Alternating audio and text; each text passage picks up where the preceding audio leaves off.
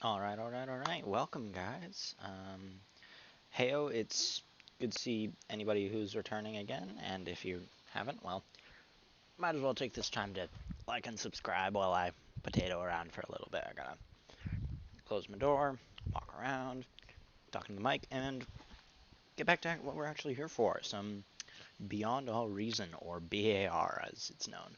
So, today we're just going to be going over the very basics of this game, how to start a game, how to change your map, change your spawning location. We're going to go over energy, metal, and how to build different things, how to move your bots and your commander, etc., what the objective of the game is, and what this game is really all about. So let's, hop right into it. So when you launch the game, you hit update every time. That's normal, it's fine. And then you're going to hit play, and it'll lead you to this menu. And I hope you can do that on your own. If you can't, you'll likely have to find a new video titled How to Launch an App in Windows. Now, getting to it, you're going to want to probably start with single player if this is your first time playing Bar. If it's not, and you want to just hop into multiplayer, then go for it. Honestly, you guys can do whatever you want. So, whenever you hit battle list in multiplayer, you're always going to see this. If you have your own friends that you're going to end up playing with, I would suggest hosting a game, make it private, password private, and then host it on whatever country you're in, unless it's not working, in which case I default to the EU because EU servers tend to work pretty well, and I don't know why. They just do. So, if this is your first time to the game, I would actually recommend going into single player and going into a skirmish. Scenarios are pretty good, but you also have to be aware that games of Bar tend to take a long time. So this will take quite a bit of, not necessarily patience, but you have to be at your computer for a long period of time. So it's not a game that you're gonna want to start for 15 minutes and then stop. So we're gonna go ahead and go into skirmish, just like I'd recommend you guys doing. You're gonna hit skirmish. It'll automatically launch up a lobby for you with you, or in this case Invicta, two AIs, and then three AIs on the other team. So it's a 3v3 battle. You'll notice this loading bar where it is actually downloading this map that it's given for you, and it'll say download complete once it's done. That's normal. That's fine. The game doesn't come pre-downloaded with games. Um, but before we get into all of that, let's go over some basic specs that you'll need for this game. I'd recommend a decent CPU. As far as I can tell, this game relies heavily on RAM more than anything. So GPU graphics probably not super important, but CPU's probably has to be semi decent. And honestly, I could not tell you exact specs. I'm not that good at this, but RAM, I would recommend probably 8 gigs of RAM. I don't know what they actually recommend for this game, but I'm running 16 gigs and it uses 4 gigabytes of RAM every time I play this game. Here, we can actually check that right now for you guys. Yeah, so my memory, it's using 2 gigabytes. Okay, 2 gigabytes RAM when I'm in the menu. So as you get into the actual game, I'm sure it'll use more, but it is very RAM intensive. Um, so as far as the game goes itself, let's get into it. So if you want to change the map that you're going to play on, add a team, or just mess around with whatever in the game, these three options right here are going to be your friends. Changing map is probably the main thing you're ever going to be doing because they have a huge selection of maps and some of them are really fun to play. And each one you'll notice has different terrain. They have different um, like they have different structures or different mountains, rivers, etc. That just it really brings the game to another level as far as strategy goes because you can play with any of the terrain generation to work in your advantage or work against your opponent, if that makes sense. So there's some weird ones, admittedly, like there always will be in a game like this, and it tells you the size, it tells you what type it is mainly for. So like this one is generally used for a team game because if you used it for a 1v1, odds are that it would just turn into a hassle to try and cover all of the gaps between the mountains because it's large enough and etc. So it'll also tell you whether or not there's hills, whether it's a flat map, dam hills. It is a very, very broad selection of maps that you'll want to not necessarily familiarize yourself with, but definitely just take a look at, explore a little bit. So I think for this one, for today, we are going to go on, let's keep it simple. Let's go Great Divide. So, next step, you're going to want to change your spawning locations, if that's what you want to do. Great Divide, I'd suggest doing top and bottom, and you can set the percentage to anything in here. So if I set it to 50%, what you'll notice is it'll split it top and bottom, and 50% of the map will be divided between the two. If I set it to 20%, then 20% of the map will be in this box here, and 20% of the map will be in the box here. You can also click and drag these, so I could drag this here and drag this here, and have one spawn here and one spawn here, if I really wanted. It's not what I'm going to do, because I prefer this, but you can do that. You can also add boxes, take away boxes, you can add boxes and move them around, you can shuffle it like this into 4 boxes, etc., and there's a ton of awesome options in this menu. As far as picking your AIs go, I would right click on most of them and just instantly kick pretty much everybody, except yourself. That doesn't seem particularly beneficial to you. And then what I'm actually going to do is add an AI, and I'm going to add a simple defender AI, because what this AI does is it just sets up defense. That's all it does. It sends a few troops at you, it attacks. It definitely expands semi-aggressively, but it's nothing super difficult. Okay, so this is an AI that is a good practice AI for getting the game started, because economy in this game is the primary focus of what you're doing. Militarization is extremely important, but if you don't have the economy to back it up, none of it will work.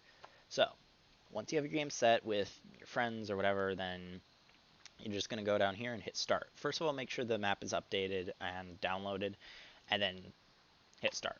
And what you'll notice is, give it a second, but it'll actually start loading in, and then as long as everybody in the game is loading in at the same time, you should be set to go as soon as it's done loading. No, this is not the loading screen. There it is.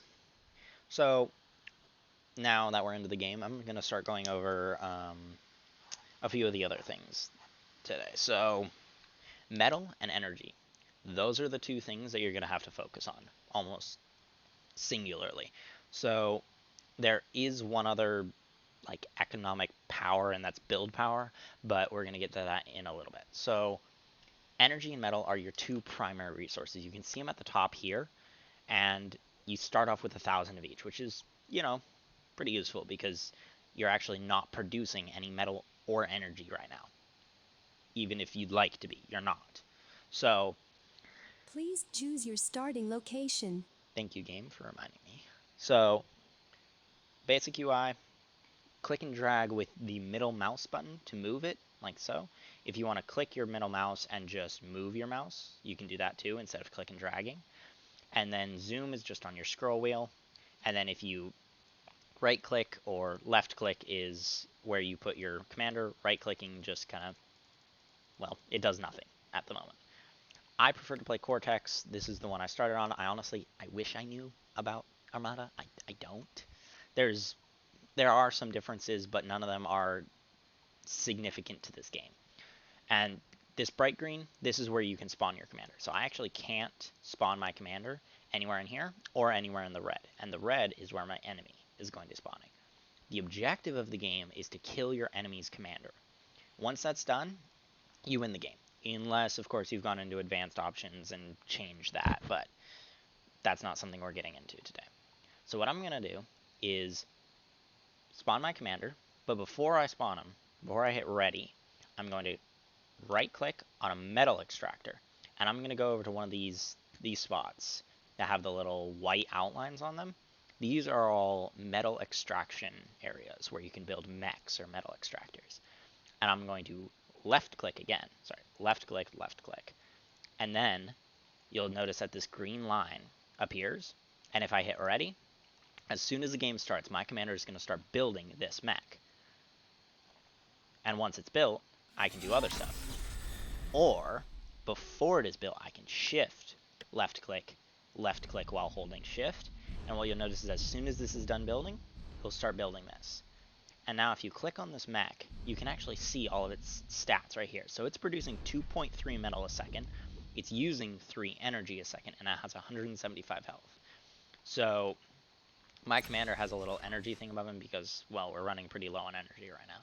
So what I'm going to do is build some windmills, because I see that wind is at least decent on this map. So I'm going to shift click 3 times and build 3 windmills, just like that. This is what I almost always do at the beginning of a game, that along with building a bot lab, and I'm going to shift click that right there, and we'll get into the bot lab in a second, but for now let's talk about power. So power can be generated by a few different things on the map. There's solar. Each solar collector will always produce 20 energy per second, steadily for the rest of the game. It costs 150 metal. You can see the cost of anything you want to build here, and 0 energy, which is awesome. So 150 metal, 0 energy, which is, it is super useful. We're also going to build one of these while we're at it, but I'll explain what those are in a bit. So while my commander's doing this, and while my bot lab is producing one of these, energy. So solar will always produce 20. Wind is cheaper on metal. It costs 175 energy, which isn't super expensive, but wind fluctuates. So up here on the right, you'll see 1 or possibly 2 indicators. This map only has 1 because it doesn't have any water in the actual map itself. Let's fix the fact that there's low power and build a couple of solar generators. So each of these is going to produce 20 energy per second. And I shift clicked to make 5 of these, but we'll see how that goes. So now that I'm making more energy, we shouldn't run out of that anytime soon. Now, for wind, it's going to fluctuate between this little number here and the larger number here throughout the game. In general, it'll rest on the higher end of the wind generation, but every once in a while you'll notice that the wind will drop close to 0, and, well, if all of your energy is wind-based, you will be only producing that much wind energy per second. So when it's at 19.8, each of these turbines is creating 19.8 power per second, which is great, but it also means that I'm only producing like 19.8 compared to 20 a second per each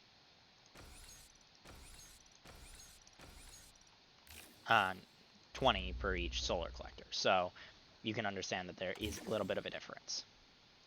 So to move any bot in the game, you can left click on them and right click where you want them to go. This tends to be almost the single best way to move any troop, unless you double click, in which case it'll highlight all of your bots in your field of view. So if there's one of these guys over here and I'm zoomed in, then it will actually not highlight that guy. But if I double click and I right click and drag, you'll see it'll appear with 5 dots. Those dots are actually going to be where one of each of these is going to go, which is super useful, right? Because it means that you can spread guys out on a line, because what you'll notice is there's actually a fog of war. I can't see my opponent right now, which means I don't know what he's doing. He could be building something gigantic. He's not, because it's the beginning game, and I know that he doesn't have the resources for it. But you'll notice this light little line here. This is where I can see. This is the range of these bots. So if I send one bot over here, what you'll notice is that that line kind of expands very lightly. And then I'm able to see everything within there. And if I send it down here, it'll go until it highlights something. So what you'll notice is I can actually target like his radar or something. And I destroyed his radar, which is good. And now that I've discovered these things, I can see where the mech is, and where an advanced solar collector and solar collector are, and etc.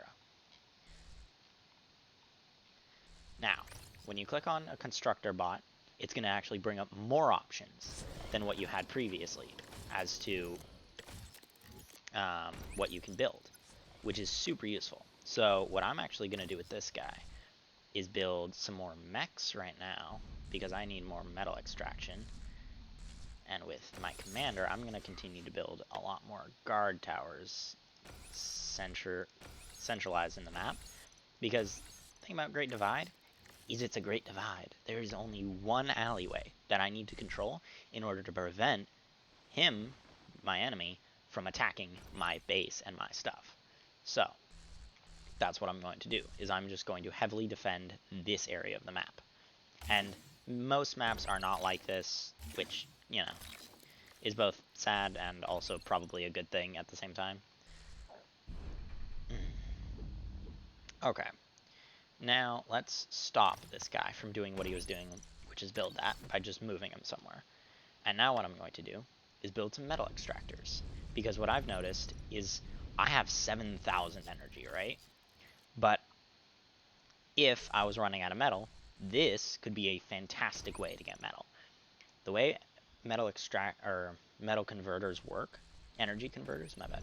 Energy converters work is they will convert 70 energy into 1 metal per second, which 1 metal per second isn't super useful, but when you're talking about 15 compared to 16 metal used, it can be a decent difference, especially if you start building fields of them. And with your commander, you absolutely have the ability to do that.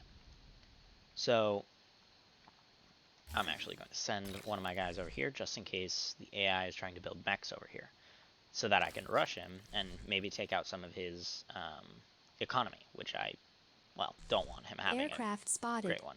And he has aircraft.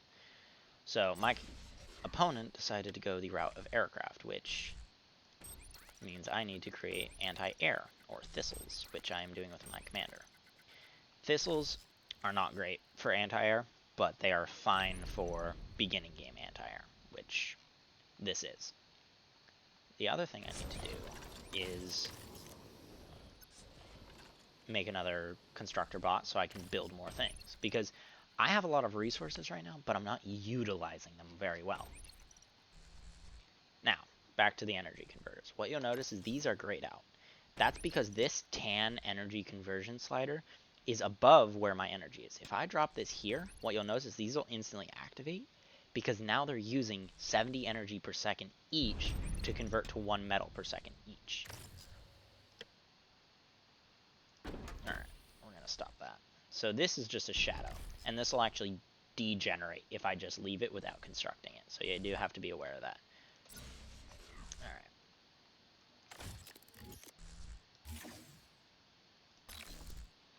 Huh. So this AI is really just building defensive stuff right now. I have total control of this map. Odds of me losing this game already are very, very low. So what I'm going to do now is send this guy over here to build some SAMs, because SAMs are actually really good for air defense. And what I'm also doing is I'm shift clicking with my commander, right click, so I'm left clicking on my commander and right shift clicking on this bot. That means that my commander is going to follow this bot and construct whatever this bot is constructing, which is perfect for anything that I want to be doing. The other thing I'm going to do is begin on Tech 2, which I find to be useful.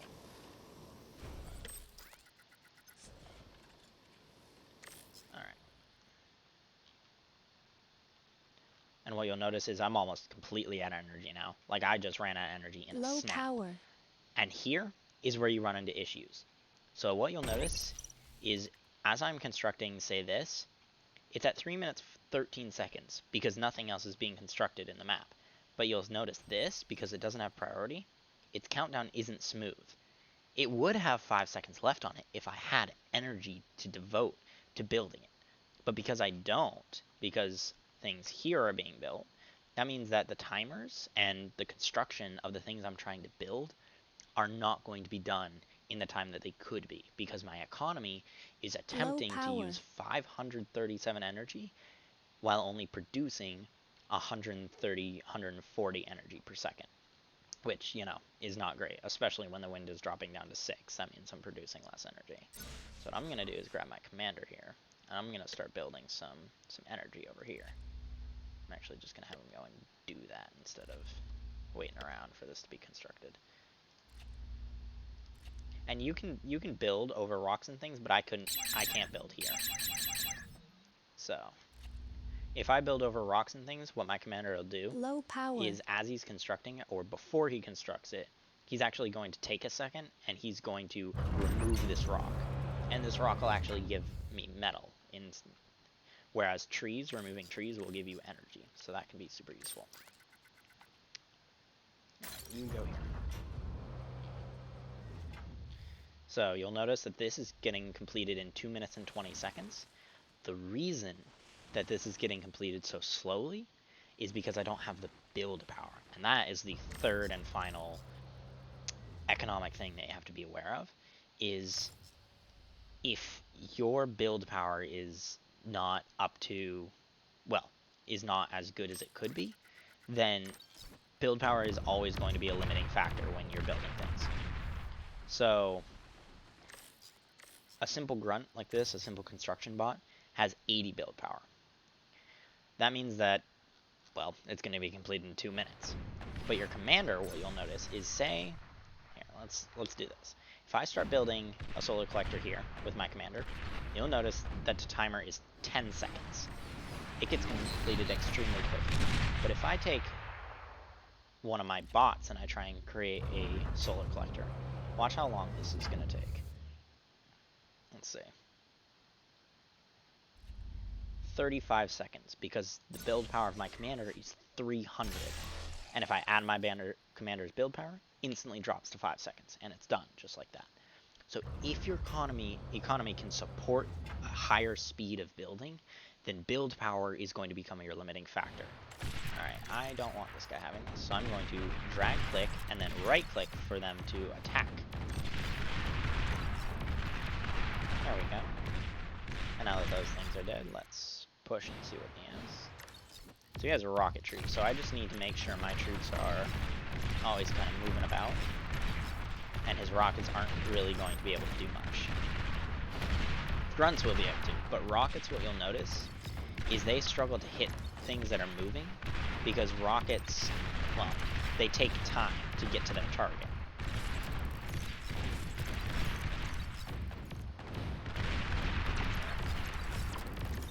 So now we're gonna back our guys out of here.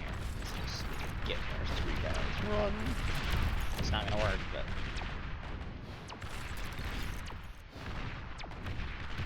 Alright, so he has an advanced mech here, or not an advanced mech, but he has one with a gun on it, so that's something that we need to be aware of. The other thing I'm going to start building is some plasma artillery, because plasma artillery tends to be a decent defense. While I have my commander, I'm just going to chain together a whole lot of metal extractors, so that I can capitalize on what's there. Meanwhile, what you'll notice is all 3 of these are constantly running, but I'm still producing, well, not quite as much as I'm using, but I am still producing almost as much energy as I'm using. Now I'm going to use this guy to up my build power in this area. And the way I'm going to do this is by creating construction turrets. Construction turrets have build power of 200, and it is all they're good for. They literally only add build power. So, if I just create a couple of construction turrets, what these guys will do is automatically latch onto anything in their range, so this green circle, and then from there, what they'll do is proceed to just kind of just build whatever, you know? And then because I feel like my commander is going to be done before this 3 minutes timer is up, I'm going to shift click the radar, and then I'm going to shift click here. So my commander will finish building these mechs, build the radar, and then he'll actually go and help this guy build the plasma artillery. And what you'll notice is radar will be able to see anything within these green slots. Not the green circle, but where it is highlighted green, because mountains will block radar. That's one of the awesome things about this game, is it's super detailed. But right now I'm actually pretty wealthy as far as materials go, so what I'm going to do is start to make some, well, I'm going to make a Tech 2 constructor, a combat engineer. A combat engineer is, well, we'll get to Tech 2 more in the next episode, but we're going to start with this and not that. Tech 2 is pretty much the same as Tech 1, just better. It has all of the things, it has better units than Tech 1. That is the primary use of Tech 1. And you'll notice this guy's also built a SAM in order to protect from any air that I might decide to build. I have 2 SAMs because I'm better than him, but it's fine. He's an AI. We don't need to compare, you know? Now, once this artillery is done, what I can do with it is actually hit A for attack, and its range is anything inside of this red circle, and it'll automatically attack whatever you want it to, like just however you want it to. But if you hit A and click on a spot, it will low power specifically target that. And what you'll notice is now I can start catching up on my power because I'm producing more than I'm using, which actually isn't true right now because I'm having this work. And you see the build power? Suddenly this is going to get completed very, very quickly. And if I start, say, I don't know, building something, let's build one of these. Well, I notice is all of the build power is going to complete this guy in 3 seconds. But because I throttle in energy, I instantly run out. Now, Tech 2, really cool stuff. You want to get to Tech 2 relatively quickly, but you want to make sure your economy is good enough for it. That's the main thing. So, let's see. Let's go high trajectory and attack this. And then you'll notice that this will be able to fire on that. Hang on.